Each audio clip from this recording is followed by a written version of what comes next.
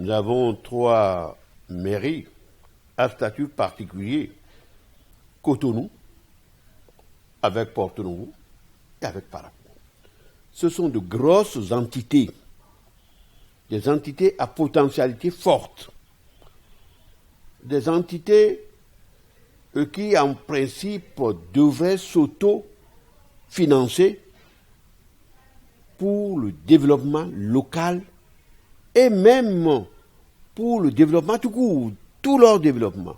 Le maire, aujourd'hui, comme hier et comme demain, le maire doit connaître parfaitement la région, l'unité administrative, territoriale qui lui est confiée, les atouts de cet environnement, de son environnement, les faiblesses et les potentialités. Donc, ce maire doit être compétent en matière de développement. Ce maire doit avoir un minimum de compétences en matière de développement. Ce maire doit avoir de l'ouverture. Il ne faut pas attendre de l'État central les ressources essentielles. Ce maire doit s'ouvrir pour aller chercher, nouer des accords au niveau de la coopération régionale, au niveau de la coopération internationale pour amener des ressources et les gérer au niveau local.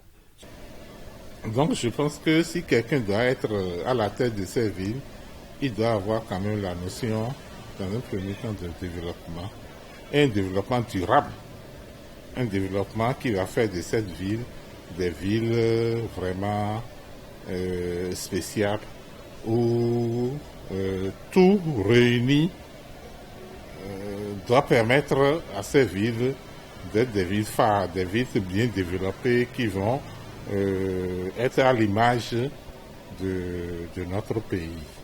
Maintenant, celui qui doit être là, il lui faut beaucoup.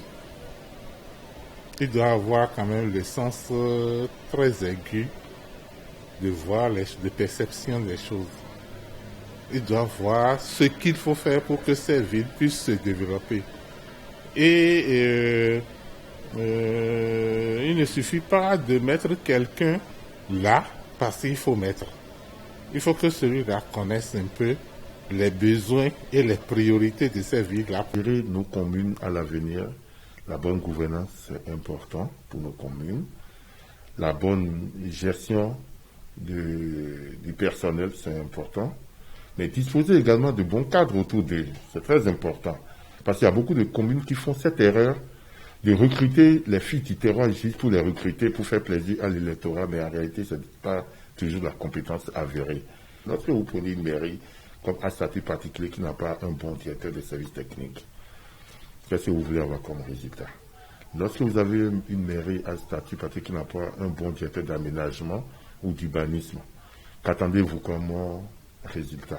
Je crois que c'est ça sur lesquels les maires, de façon générale, et en particulier les maires statut particulier, puissent s'appuyer sur cela afin que nous puissions avoir de belles victoires. 4 mandatures bientôt, 4 mandatures qui s'annoncent. Quels sont les résultats à la fin? C'est la grande question que nous devons nous poser. La nôtre à comprendre que les enjeux au niveau local doivent être de grands défis pour nos prochains maires, surtout les maires à statut particulier.